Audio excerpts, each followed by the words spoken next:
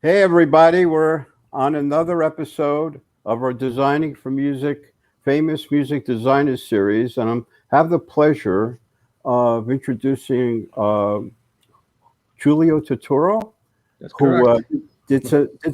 did some amazing packaging, which I saw some of as being a Grammy judge in New York. Your work is well known, and we have a pleasure of having you on. And let's go right into it, Giulio. Show us some of your packaging, and tell us about it. When I present to when I was teaching, I would present my portfolio to them just to give them an idea of where I was coming from and what I've Yeah, done. Yeah. And I would always yeah. start off with what we call the big guns, and those are the box sets. The first one would be the Blues Boogie and Bop, the 1940s Mercury sessions. That was released on Verve, and we were talking about it a little bit that the music was from the 40s, so I thought the a package would be great um, if it was actually something that the music came out of Mm-hmm. during the 1940s. So I Mm-hmm. thought about doing a Bakelite radio.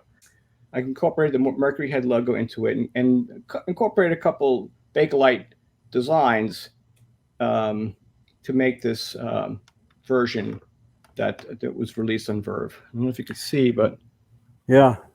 Oh, it's beautiful. In fact, Judith and I did a special CD packaging show in 1996 in New York at the One Club, and that was one of the pieces in our show. And I didn't realize you designed it. It's so amazing. Well, who packaged that? What company packaged that product? it might have been AGI, but I'm not Yeah, 100% sure. yeah. Because yeah, I think it might have been because they had to do they had to create a vacuum form. Originally, I Hmm. wanted to do it in a Bakelite material, but that was out of the question, Wow. cost Yeah. wise. So we just did a vacuum form, and I had to design the package. It had to have like 3 degree. Nothing could be perfectly square. It had to have like a slight 3 degree angle on it, Yeah. and Wow. so fortunately, I was able to do that. That's um, incredible. my dad was a carpenter, and Hmm. so I've always been around, building materials and three-dimensional things. At one point, I wanted to become an architect, Mm.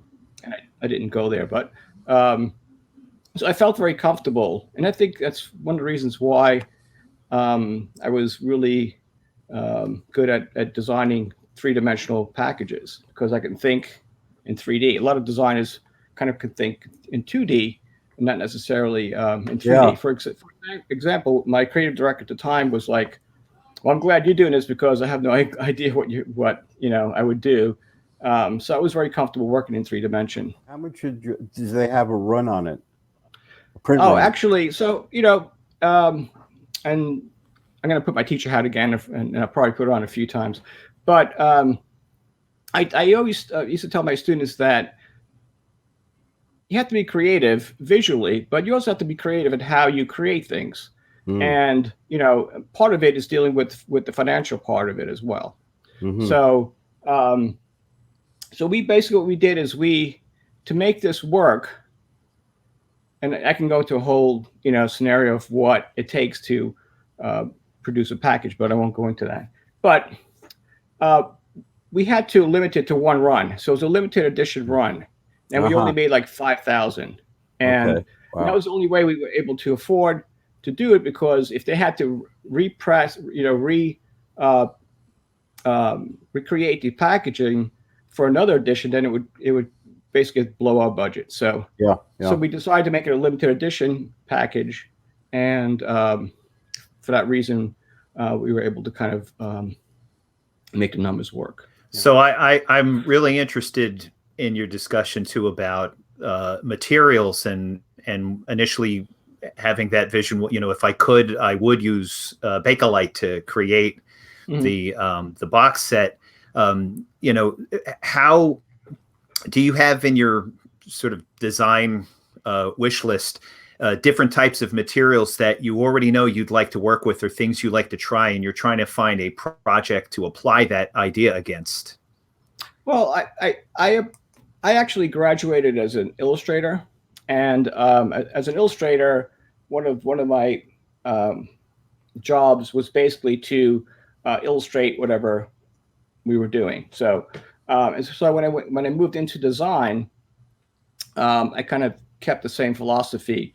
So to me, in the record industry, I felt that I needed to illustrate what kind of music was in the package. So some people, that I've worked with in the past felt that it didn't really matter. And, that's one of the things that matters to me. So, so what I try to do is basically think about what the music is about and try to incorporate whatever materials I feel is appropriate. So, so that was my first package. And I don't know if you want me to show you what's inside of this, but I mean, I can go into a lot of detail. Wow. But, so basically what I did is I created this opens up, this comes off. Yeah. Okay, like this. Right. And I created a booklet that was essentially supposed to look like an owner's manual. Right. And then we created a series of CDs. Oh, nice. Yeah. That I basically this is kind of like at the beginning of when things were starting to be distressed. And so what I did is I created a whole bunch of sleeves that I felt like it was old, and then created, and a lot of this music was released in 78 records. So if you ever look at 78 records, they were packaged in these little kind of manila colored sleeves. And then I incorporated the actual label from that's incredible, from the actual 78. And then the CD itself reflects the package. So, excellent. The next one was the Joe Beam package, illustrating the type of music. You could see that the stuff is very different from each other. I try not to have a style, I try to I try to reflect what the music is about. So I was reading liner notes about the package that they wrote about Joe Beam, and one of the things that caught my ear was the fact that he took his surroundings and used that as inspiration for his music. So that was basically being down in Ipanema, the beaches, the mountains, the beautiful women, all that stuff were part of his inspiration. So I tried to incorporate that stuff, that type of material into the package. So one thing about, I don't know if you could see this, one thing about the package is I use solid colored paper as opposed to printing. And these are the three colors that we used. It's kind of a salmon, kind of a blue, and then a green. Basically, it's to basically represent the elements. The green for land, blue for the water, and then the salmon for for sea life. And so what we did is we basically had I think 3 signatures, and we can go into a whole bunch of printing terminology, but so anyhow, so basically a signature, to put it simply, is a sheet of paper that several pages are printed on. So we were able to do 3 sheets of paper. So I picked the three colors as my base, and then I used that, and I just basically distributed that those pages, those colors throughout the booklet. We printed. I used a translucent. I don't know if you can see this. It's a PVC vinyl that basically covers the die cut pictures. Gorgeous. Wow, I love it. Okay, and I basically used black and white for the most part, and then we used the bronze on the inside, and I kept that same, as simple, because the color was in the paper. So I just wanted the ink to be very simple. So I kept it black and white, and then we used a kind of a bronze color. One thing that's kind of interesting, and I worked with James Bernard. he did a lot of work with us, and he did some really good stuff. And one thing that we did was we to compensate for the variation of the bronze color on the different colored papers changing. So if you printed bronze on the salmon color, it would look like bronze with a little bit of salmon. If you printed the bronze on the blue, it would look like bronze with a little bit of blue. So what we did, we had to custom mix the bronze colors so that it remained neutral throughout the whole package. Wow. So that was one thing that we had to do. And obviously no one's going to really know that. Right. And they shouldn't have to know that. Yeah. So, but we did a lot of stuff where we did, again, I like to separate my liner notes, which are basically here, from the CDs. And if you see on some of the packages are multiple CDs, I try to kind of separate them because I like to be able to read my booklet without any kind of interference. And that was one of the things that bothered me about the previous Miles Davis packages. So I put all I put all the CDs at the end of the booklet. Right. But one thing I kind of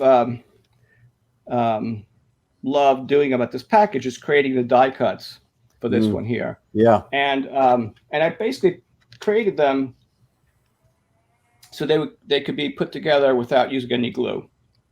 Thinking about environmental stuff and less that's one step less that we have to do. And so it's all based on folding the papers, and that's how they basically stay together and in the package. Yeah, that's beautiful stuff, Giulio. Beautiful stuff. It's interesting, the spiral. You have two different spirals going on there. It's a double spiral. And again, that's another way of basically separating the liner notes from the music. So that when you're viewing it, you could actually, be reading the booklet, and then if you need to access the CDs, they'd be right there. And that's brilliant. And beautiful job. Beautiful. So and then so all the photographs were also they were all duotones. We're using the black and the bronze color. Oh yeah, it's beautiful. But I also love your color choices. They're very subtle, but get the feeling across. Colors. Yeah. I mentioned this to you, and I don't have the package available with me. But one thing I mentioned to Spencer was that this was a package that the printer loved because it sold like hotcakes, and they kept reissuing the package. But what happened was this was originally done on Mohawk paper, and and the colors were actually paper color. So at one point they discontinued the paper. So, oh my God! So we basically had to go back in, and we had to find new paper. That came close, and it wasn't. You would think that it wouldn't be that hard to find something that was as similar, but everything was like the color was more pure, and it just wasn't. Feeling. The Mohawk paper was beautiful. I loved working with Mohawk paper. So I had to basically readjust the files to accommodate the new paper. I was interested in the discussion about the bronze ink and how it plays on the different colored papers, and I'm thinking that that's probably an element of the design, given the level of detail you operate at, that you anticipated, and that maybe there was experimentation in getting sort of the mixtures of the ink right. But do you go through a process of saying, okay, if I'm going to create a design like this that has these materials and also this architecture to it, what are the problems I need to solve on the front end so we're not finding this out while it's in production? How detailed is your problem solving list on the front end of the design process? I think that's where experience comes in. And the fact that, I've always been kind of crafty. I've always, I was the kid that was always taking things apart to figure out how they were built, that kind of stuff. I had, like I mentioned earlier, my dad was a carpenter, so I had tools available to me. So we were always building stuff or, taking stuff apart, that kind of stuff. And like I said, at one point I wanted to become an architect because I was like making things. So the fact that there's a process of, obviously there's a learning curve, and making stuff, deconstructing stuff, you start realizing that certain things will happen. And so there's a science to design, there's a science to art. And I guess one thing that's important is the fact that sometimes you don't really know what's going to happen until you start doing it. So you kind of have to anticipate there's going to be some change or some variable that you didn't consider, because you can't really consider everything. So part of the design process is actually doing tests and seeing how certain things are going to work, and working with the right people, like the printers. They're gonna have a lot more information about certain things. Like when we started making the Bakelite radio, I had no idea that I couldn't create straight sides. Everything had to be a 3-degree angle. So you learn from them and the people around you. So it's a bit of a team effort to create the packages. And like I said to Spencer in a previous conversation, I was able to create these packages because I was allowed to. The people at Verve and there were other record labels that allowed me to do stuff. They allowed me to do that kind of work, and without having somebody sort of like giving you the okay to go ahead with a certain idea, a lot of these things would not, come to fruition. So yeah, I got to tell you a story. Judith and I were working on a special 10th anniversary edition of a photo source book for R.E. Koppelman, who Tibor Kelman was an art director before us. Anyway, he let us do what we wanted, just like you're talking about. So we tried this, Giulio. We tried, listen to this, 4 metallics and black. Now, we had no idea what was going to happen. Great idea. I had to be on press for 4 days because the printer would call me up. The colors are beating together. There's really major problems with metallics butting each other. But it worked out in the end, thank God. But the printer wanted to do it because it's such an amazing package. But there's an example where we just threw into the pool, and the printer did that to see what would happen. It worked out, thank God, Right. I mean, you have to do some experimentation. Without exploring, you're never going to come across new ideas. So, and just having this, the knowledge, the scientific knowledge that, hey, metallic inks are going to be opaque, and most other inks are transparent. So they're going to react differently. And the fact that they're opaque, they're going to be thicker inks. They're not transparent ink is going to be very thin. So, you have to have that kind of information to be able to create stuff. And like I said, I had a strong science propensity. A lot of designers don't.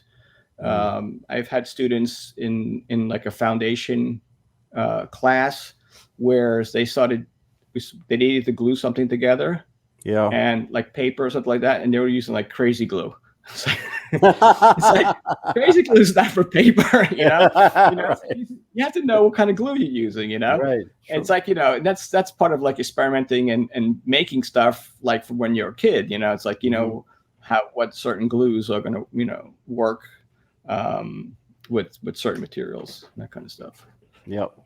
Well, Verve had interesting. I still look forward to Verve because they had an interesting, seemed like an outlook on packaging. They really went all out, right, on the creative end with Verve. Yeah, and people would always say, "Oh, you were lucky." It's like they had a huge budget. Not really. They had a budget. We had to follow a P&L, profit and loss, and we couldn't make stuff if we were going to lose money. So that's what I'm saying. You have to be creative with the numbers as well as the the art part of it as well. Mhm. They were very happy. I mean, and Yeah. so the Joe Beam and the Blues Boogie and Bop were nominated for Grammys Right. at the same time. Wow. So Amazing. and that was so I had two out of the 5 categories kind of locked up. But there Mhm. was a Miles Davis box set that was in there that kind of took the prize. Oh. But I always felt that I was probably competing against myself. So I may have lost because Oh. my votes were split or something. But anyway, that's we could. Well, listen, I was nominated. I want to tell you, just to be nominated is enough. There's Yeah. You only I'm- got 5 packages at the end of the year after the whole year, right? Right, Giulio? No. Yeah, at least. Well, I don't know if they've increased it or not, but yeah, at that time there was. I tell people like I think I was telling Patrick that I met Jeff Beck at my last. It was a JATP. I was nominated for that, and the Grammys were in LA, and so it was before the pre-broadcast ceremony. They they did the ceremonies, and then we went out into the hallway outside the where the seating areas were, and I bumped into Jeff Beck, and it was like, it's like I had met him before at another pre-concert party with when he was touring with Santana, but he lost. Okay, he was nominated, Right. but he lost. So it's like, you know what? I don't feel so bad. No. And it's like what 80% of the people get nominated don't get the big prize. So I never won a Grammy, but what can you do? Next time. Me neither. Anyway, so Verve was very happy with those 2 the Joe Beam and the Mercury box sets. So they gave me another package, and that was the Ella and Louis Fitzgerald, the complete Ella and Louis on Verve. And so this was another thing where I wanted to get a feeling of that time period. The paper stock that I chose, I felt was reminiscent of that time period. But they wanted this package to be the same size as a CD package. So they wanted to kind of, basically, just be basically about the size. Maybe this might be a little bit thicker, but they wanted, that was one of the limitations. So, so I liked working with paper, and I liked working with like stickers and that kind of stuff. So what I did is I created, I like to make things as unique as possible. So one of the things I felt would make the package unique was having a seal that needs to be broken. Okay, so this actually wrapped around here, and then it was broken, and that would make it unique. Everybody that opens it are not going to open it the same way. So that way, I felt that was kind of a nice way to add a little bit of uniqueness to the package. Right. So, and I also, and again, I liked making things, structures, and I like the accordion. I think the accordion, I don't know if you could see that as well. Yeah. I like the accordions. I felt it was kind of sort of from that time period, from the 40s. And I created this package to basically it was the size of a CD, but I wanted to have more dimension. So fanning it out, I felt made it a little more interesting. Yeah. And I had mentioned, I was talking to you about to Spencer about using the contents of the box set, which are the CDs and the liner notes. So this was a 3 CD set, 1, 2, and 3. And since I was working with paper without the CDs in it wouldn't be as strong. So the CDs actually act as reinforcement for the front and back cover. So I have the CDs in the front and the back, and I have one in the middle. And then we had two sets of liner notes. So we had new liner notes and older liner notes. So I just put those in the number 2 and a number 4 slot. That's cool. Yeah. Okay. Wow. And then I like, working with little, details like, the rivets, Yeah. and that kind of stuff. But I had mentioned also to you that I like to add detail in places where people won't really necessarily see that right away. And that's usually like in spots where, like say where the CDs and the booklets are, you don't really see the inside, but I like to print in the insides. I don't know if you can see that, but yeah, that's great. so I print on the inside of the thing. It's a photograph, and it's basically printed in metallic. It's a silver on the blue, so that it becomes a little bit of a surprise. Something that a high school teacher instilled in me when he said that when you go see good artwork in a museum, you should see something new every time you go see it. So I always like to add elements, and it's the same thing with music and movies and that kind of stuff, and books.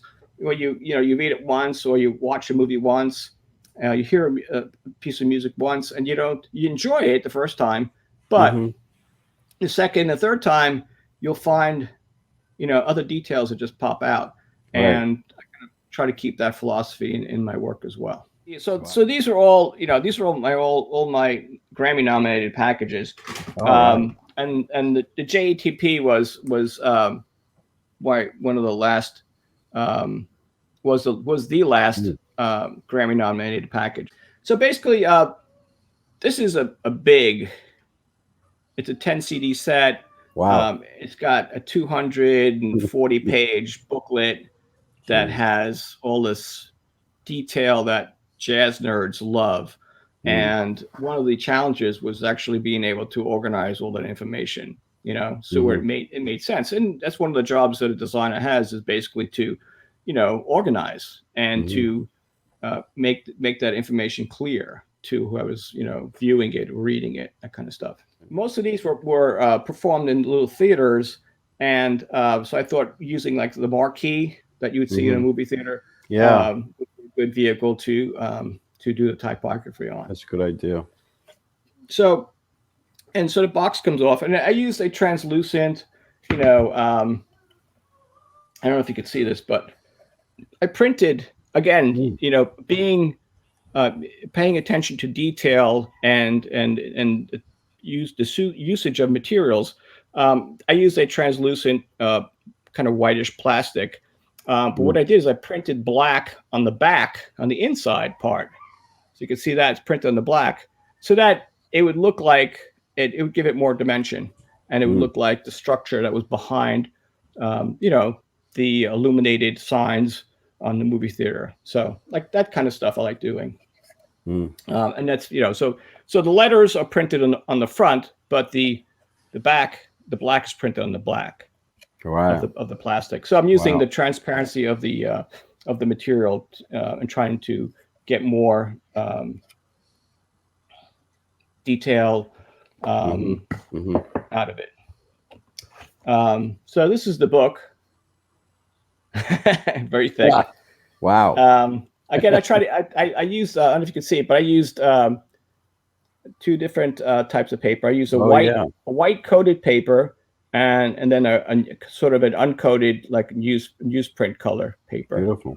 Again, just to kind of create a little more interest in the for the viewer, for the reader, and I like playing around with that. And again, it shows up on the spine, whereas if it was printed, the color would not come through. So, and we used David Stone Martin's illustrations for all the these are actual CD covers that he designed. So I just felt it was good to incorporate some of his work into the new design part. So I used some of his illustration and incorporate it into my design. So the cover of the booklet is his illustration, but it has some other elements that I added to it. I mean, we can go to the beauty about a lot of the jazz, the Verve archives is they had great photography. They had a staff photographer And so they owned all those pictures, and they were Right. beautiful, and they were beautiful black and white photographs that were great to use in these packages. Mm. Mm. Beautiful. Beautiful. Yeah.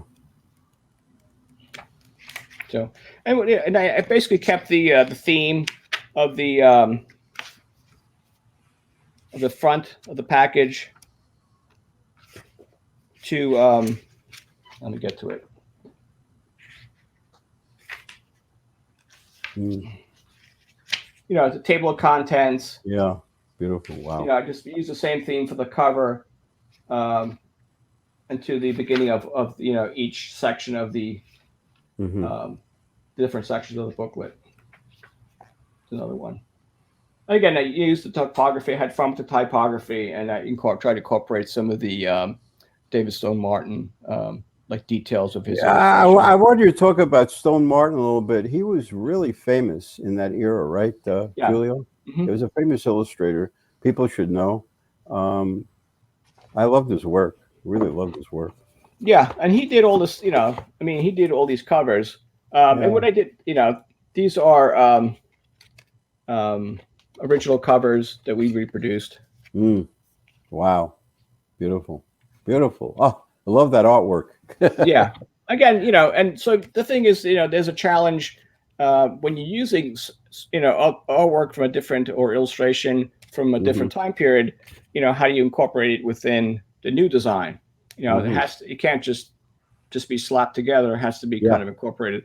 That's why I wanted to use some of his illustration into my design, and help the packaging, like the CD covers, you know, blend in with, you know, the new design, which is the booklet and that kind of stuff. I'll tell you, you really gave the consumer a lot hands-on, which I think is so beautiful. There's a lot of stuff going on when you got a package. This is one thing you did, is make sure the consumer has a lot for their money, you might call it, but for the music. And you really did a good job on that. I mean, I really I respect you as a great designer in that area, that you gave the consumer more than what they bargained for, which is all good. Thank you. We did talk about some of the old vinyl packages that were kind of impressive. And there was a great period of vinyl record design where they use a lot of you know, die cuts, embossing, you know, special treatments. You know, the Rolling Stones zipper one. Right. You talked about the Velvet Underground. You know, with the peel, the banana. Right. The Andy Warhol cover. And they were great, you know. They had a lot of nice detail and stuff. But since CDs were smaller physically in size, you didn't have all that area to work with, you know. So, but I think the CDs kind of make up for the fact that they're smaller by having more dimension and a lot more details and layers. Compared to, you know, the larger. Yeah, I used to say that the special packaging area, which you were in, or I did for instance, Judith and I did a metal box for Lou Reed with Sylvia Reed. We did a peel off banana for the Velvet limited edition.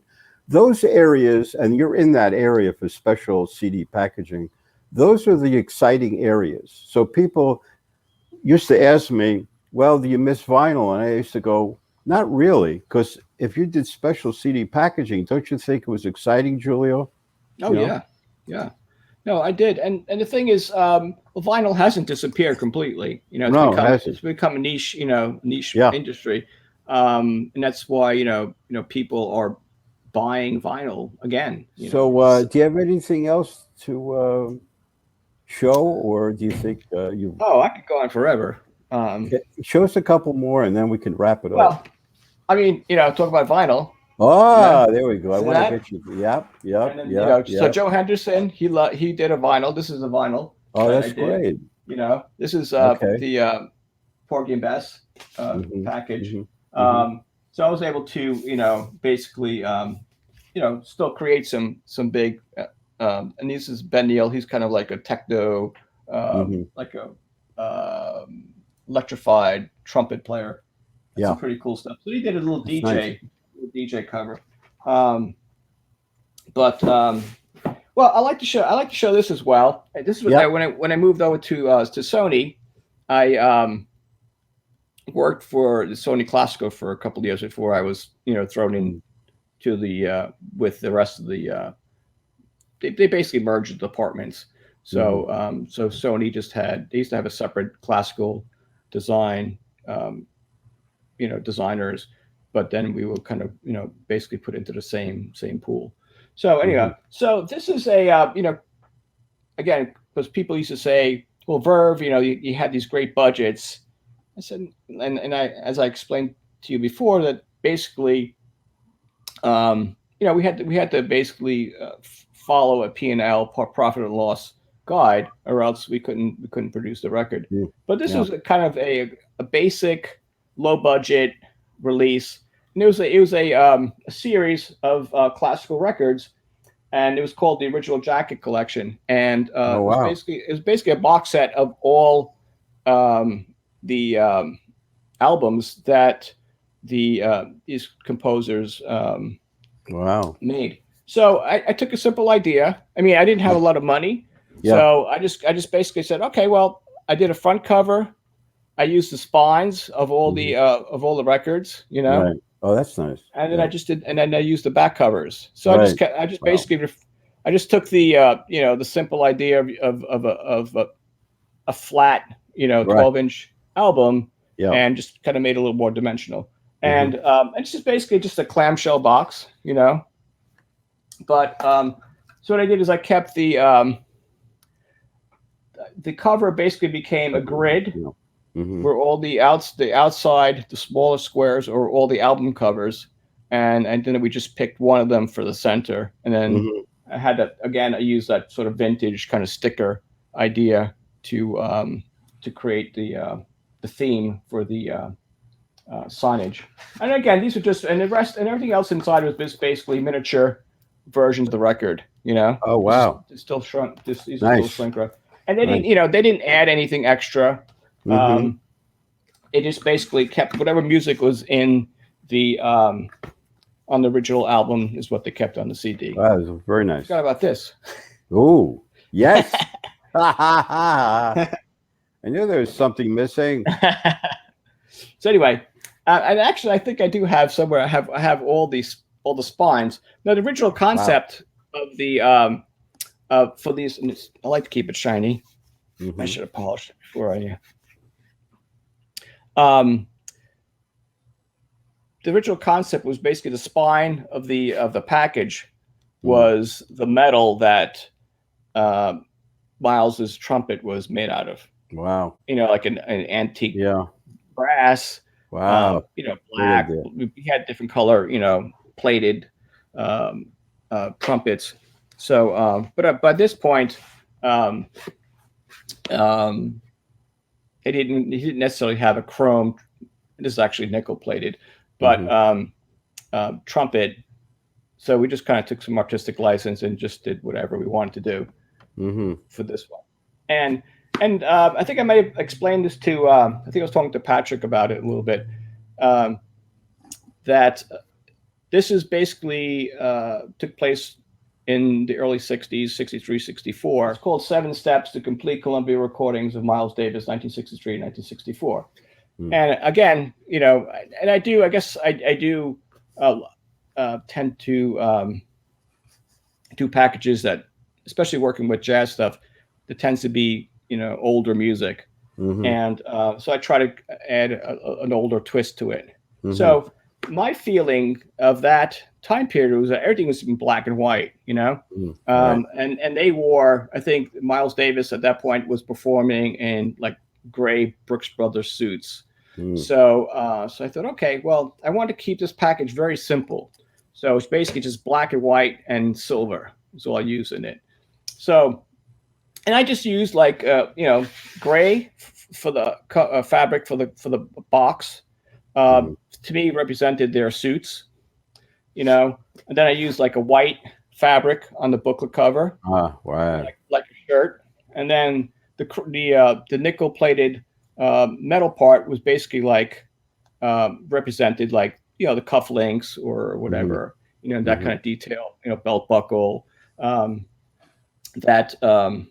you know, so basically I used their suits as my inspiration for the thing. And again, I print. You printed inside the box. Yeah. Yeah, that's cool. So you can see a little a little photograph in there. So again, little surprises. I do love die cuts. Yeah. Love it. So this was the third. This is the third of the series, even though it was released last. Chronologically, it's the third one, and he was also Miles Davis the third. So I wanted to kind of 3. Yeah, I basically wanted to, you know, kind of emphasize that aspect. Cool. Yeah, that's cool. So I incorporated. I made it a little. You know, I created a little logo. Yeah, yeah, that's a great logo, by the way. Love that logo. Little symbol for it. Yeah. And it basically, you know, again, all the CDs are in the back. And what we did is, you know, for the covers of the CDs, we used. I tried to use artwork that might, you know, abstract expressionist kind of artwork. It's actually a contemporary artist, but it had the feeling of that time period, and so I tried to use that. I did use a sort of a numbering system, very simple, that is also incorporated into the CDs as well. Wow! So like instead of using numbers, I just use like a one dash. Genius. I love this. Like that, you know. Absolutely amazing. And you can actually see it once it's in there. And you know, I basically carried over the little chevron shape from the from the package onto the CDs as well. But I used vellum. Again, I love playing with transparency. And then, you know, metallic inks. I love metallic inks. So these are all duotones, silver black on the white paper. Brilliant. Absolutely brilliant. Again, you know, some beautiful photography. Yeah. As well. No. Beautiful package. Yeah, it's simple, but I think it's very kind of elegant. It is. It is. So. It says it all. I mean, the feeling of it carries over to the feeling of the time. You know, like I said, I try to, you know, quote unquote, illustrate the type of music that's in the package. The package should, for me, should reflect the music that's inside of it. Do you have any designers you looked up to yourself? I mean, as you know, look at other designers or artists that you were influenced by. You know, I do have, you know, one of my instructors from Pratt, went to Pratt Institute, Charles Goslin. He was sort of a big proponent of the Swiss design. Oh wow! Yeah, and I have some of his work around here someplace. But it was I love the Swiss design. But there's so many designers, you know, from David Carson was very popular during the 90s. Right. That's right. He was sort of like kind of like, you know, a groundbreaker. He basically was a surfer / history teacher or something like that, and he didn't know anything about design. And then he just turned it became amazing. He designed it, you know, the design world. You know, he turned it upside down. You know, people and like people like Steve Jobs, who are, you know, not necessarily a designer, but had a huge effect on the design on the same time period as well. Yeah. But you know, I loved, you know, like, you know, Roger Dean from the you know, 60s and 70s. You know, all that stuff. You know, you mentioned, you know, Andy Warhol. All these, you know, it's not just designers that influence me. It's you know, architects, you know, fashion designers, painters. You know, I try to, you know, take something from everybody everywhere. Yeah, listen, thanks a lot for being on, Giulio. You gave us a really great input into great design, and we're so happy to have you on in our series. Thank you for inviting me. Yeah, it was a pleasure. And also, This series will be linked together, all the series, by our producer, Patrick Bamburak, and you'll be able to see it on YouTube. Thank you very much. Thanks again, Giulio. Thank you so much. Thank you very much.